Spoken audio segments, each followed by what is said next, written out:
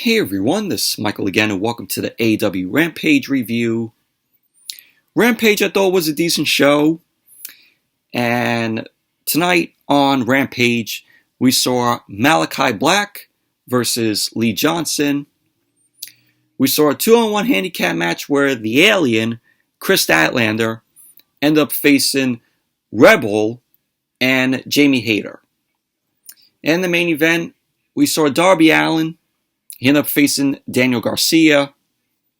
So those three matches we saw on Rampage tonight. Rampage flies by every Friday night. And without a doubt, Rampage will possibly be going 2 hours soon. I don't see Rampage being an hour show. I think possibly next year we're going to get Rampage as a 2-hour show on Friday nights. For SmackDown tonight, I only saw the second hour of SmackDown tonight. I turned it on when I saw Seth Rollins versus Cesaro once again. And I see the Kevin Owens show and Logan Paul on there. God. How many times does WWE has to book Logan Paul just to draw viewers? They're so desperate. We all know they're desperate. They're desperate for ratings. And they think that Logan Paul is going to be a draw to the WWE product. Give me a break. And then we saw Roman Reigns versus Finn Balor, which that was the main event of SmackDown tonight, which was a very good match, in my opinion. And at the end of the match, we had a little tease. Maybe the Demon Finn Balor will possibly show up soon. But I only saw that second half of SmackDown tonight. Didn't watch the first half because I was working, so I came home, tuned in during the second hour. I don't know if I'll do a full SmackDown review or review Dynamite from this past Wednesday because All Out is going to be this Sunday, which I am going to do a review of All Out this Sunday, which that show, looking forward to, has a stacked card, and we're going to be seeing CM Punk, of course, in the ring again after 7.5 years taking on Darby Allin. That's going to be a very good match. The whole world is going to be watching, and we're going to have our eyes focused on every move that CM Punk does in there. Maybe Punk, I know at times where superstars, wrestlers are not in the ring, they show signs of ring rust. Who knows? Maybe Punk will show signs of ring rust, or maybe not. Hopefully he pulls it off and we don't see any ring rust from Punk after he hasn't been in the ring in 7.5 years. So we'll see how that goes, but I will review All Out this Sunday. But anyways, let's jump right into the Rampage review. So Rampage kicked off tonight with Malakai Black versus Lee Johnson. Malakai Black ended up coming out in his awesome, great entrance. I love that entrance to Malakai Black. It's just fucking awesome. Just very well done entrance for Malakai Black. So we had Lee Johnson out there. And the match started with Lee Johnson. He was looking to go for a waistlock to Malakai Black. Malakai Black reversed it. And Lee Johnson ended up ducking under. And he ended up heading towards the ropes. Malakai Black ended up looking to go for a waistlock to Lee Johnson. Johnson ended up breaking up the waistlock and delivered a back elbow to Malakai Black. Johnson then delivered a drop kick to Malakai Black, which Black ended up escaping out of the ring. Johnson then delivered a suicide dive to Black on the outside, which looked awesome. He then rolled Black back to the ring. Black ended up getting up, and he ended up delivering an overhook to Lee Johnson, and he landed a thigh kick to Lee Johnson's face. Black ended up retreating out of the ring. He ended up grabbing a chair. And so he got back to the ring. The referee was warning Black to not use the chair. So Black ended up taking the chair. He slided it over to Lee Johnson. And Black was offering Lee Johnson to hit him with the chair. So Black ended up turning his back. Lee Johnson ended up getting up. He had the chair in hand.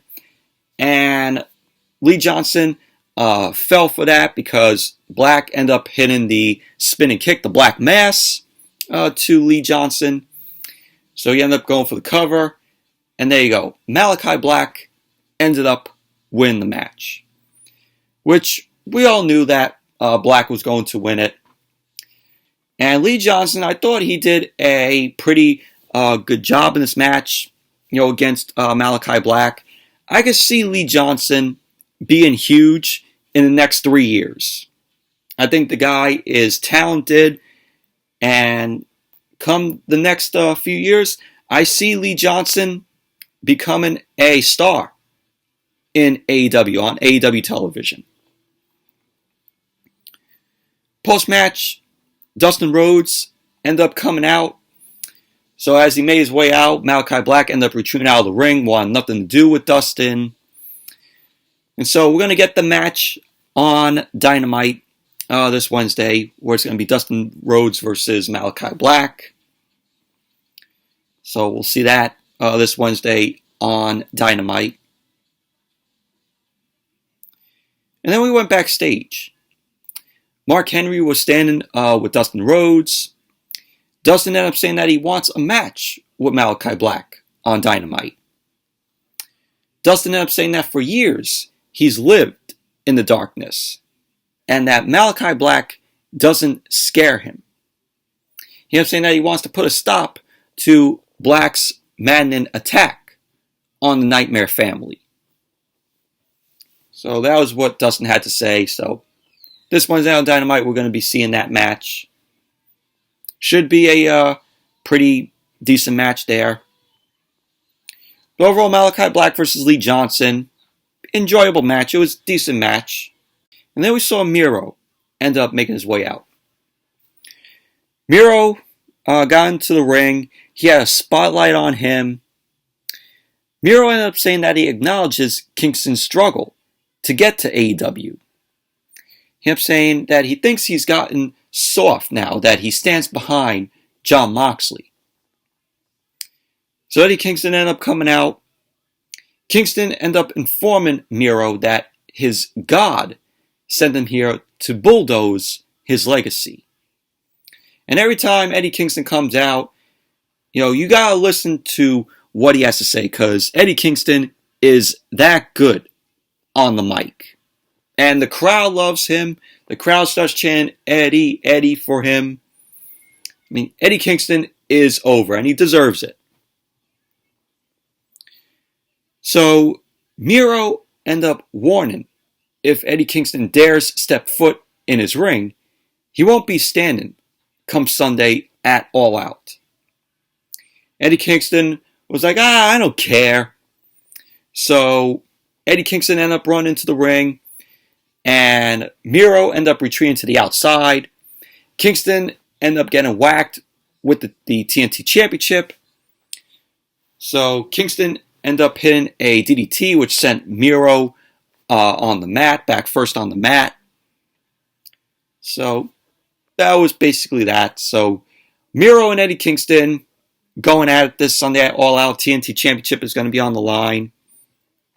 So that's going to be a good match there. But overall, it was a okay segment from Miro and Eddie Kingston.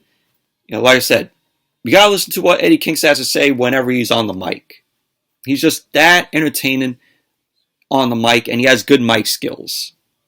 And then we had the Alien, Kris Statlander, versus Rebel and Jaime Hayter in a 2-on-1 handicap match.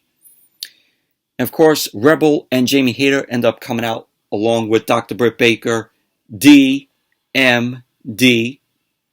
And of course, Kris Statlander is going to be taking on Britt Baker this Sunday at All Out, where the AEW Women's World Championship is going to be on the line. My prediction, Britt Baker is going to retain the title. I don't see them giving the title to Kris Statlander. Of course, Britt Baker is going to have a lengthy run with the AEW Women's World Championship. And I think when it's time for Britt Baker to drop the title, I think the title is going to be going to Jade Cargill. Jade Cargill is going to be the next AEW Women's World Champion after Britt Baker. That's my prediction.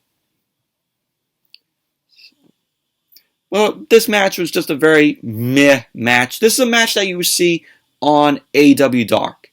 This was a AEW Dark match, but only on Rampage.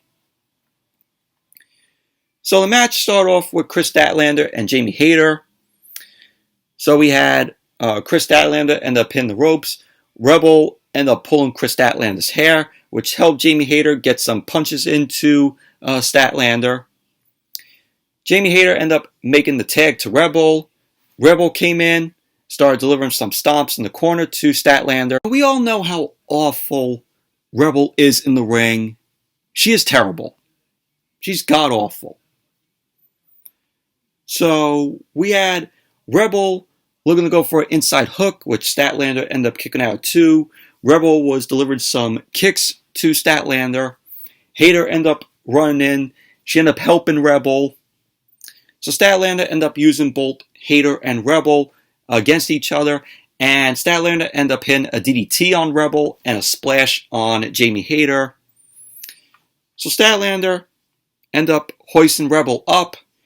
Hayter ended up climbing on. Statlander ended up slamming Rebel with a powerbomb and a slam on Jamie Hayter.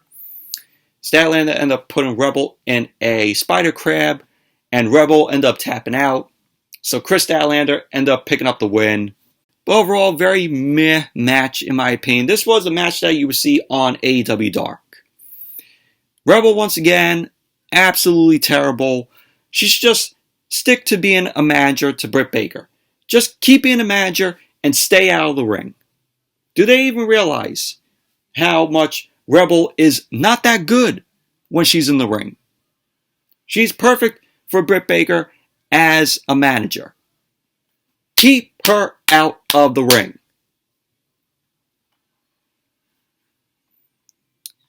So post-match, we had Britt Baker and Jamie Hayter. They were circling around Kris Statlander. Red Velvet ended up coming into the ring. So Britt Baker and Jamie Hayter ended up retreating out of the ring.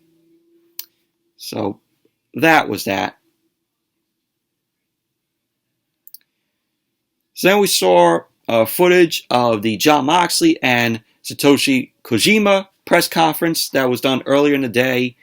And both Moxley and Kojima were trading blows during this whole press conference, which they are going to have a match this Sunday at All Out, where the IWGP United States Championship is going to be on line, where Jon Moxley is going to be defending it against Kojima.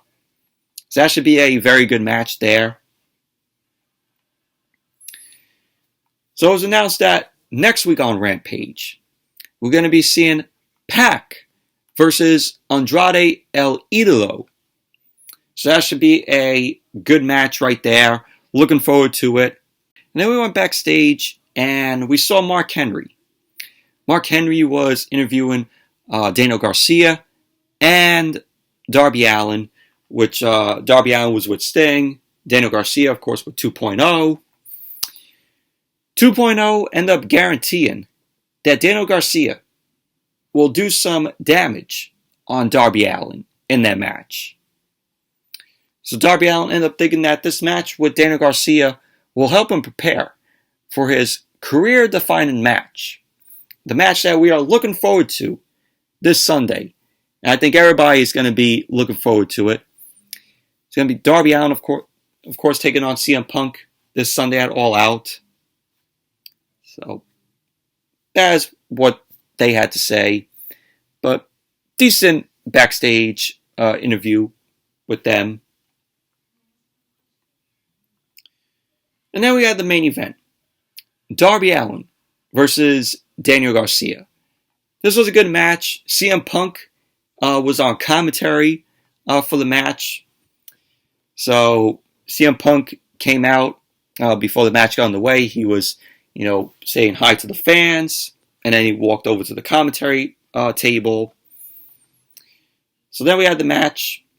So the match started off with Darby Allin and Daniel Garcia. They were both going for a lockup. Darby Allin ended up shoving Daniel Garcia into the corner. Garcia then ended up laying some forearms on Darby Allin. So they ended up going out to the outside, both Garcia and Allin. Daniel Garcia ended up evading an attack from Darby Allin, and Darby Allin ended up crashing over the timekeeper area. So Sting ended up finding 2.0, and they were sneaking their way over to Darby Allin. So Sting ended up taking out 2.0. Daniel Garcia then ended up dragging Darby Allin back into the ring. And that spot where Darby Allin ended up going into the timekeeper's area, he crashed over the timekeeper's area. That was a brutal spot because he just zoomed right into the timekeeper's area. So Darby Allin then ended up recovering in the ring. He was looking to go for the Fujiwara armbar on Daniel Garcia, but Daniel Garcia ended up grabbing the bottom rope. So both Darby Allin and Daniel Garcia were on the outside. Darby Allin ended up slamming Daniel Garcia's arm on top of the stairs. Then Garcia ended up delivering a suplex on Darby Allin, which he crashed to the mat. Daniel Garcia was looking to go for the cover on Darby Allin, which Darby Allin ended up kicking out. Darby Allin ended up keeping Daniel Garcia in the corner. He delivered some elbows to Daniel Garcia, which Daniel Garcia ended up escaping from the corner. He ended up applying a rear choke on Darby Allin. So Darby Allin ended up climbing to the top, and they both end up tumbling down from a coffin drop. So Darby Allin then ended up doing a trick out of CM Punk's playbook. And Darby Allin ended up doing the twist, the Pepsi twist on Daniel Garcia. So CM Punk ended up giving Darby Allin a clap, and CM Punk on commentary, he was telling them that Darby Allin did that move better than he ever did. So Darby Allin then ended up applying a backslide for a 2 count. Darby Allin ended up twisting Daniel Garcia up in the Last Supper. And there you go. Darby Allin ended up winning the match. Post-match, 2.0 ended up dragging Darby Allin out of the ring. They were beating down on Darby Allin. CM Punk then got up from the commentary table, and he made his way down. So Darby Allin was distracted by Punk coming down, but he ended up taking out 2.0 with the suicide dive to the outside, which that was awesome. That was an awesome spot where Darby Allin ended up doing that suicide dive. And then Rampage ended with Darby Allin and CM Punk having a stare down, which was awesome. The image of that with Punk and Darby Allin staring down at each other was awesome. I can't wait for that match on Sunday. But overall, Rampage was a decent show tonight. But anyways, that's it for my AEW Rampage review. Thank you all for watching. Hope you all enjoyed this review. Definitely give the video a thumbs up, comment, subscribe, and I'll see you all later.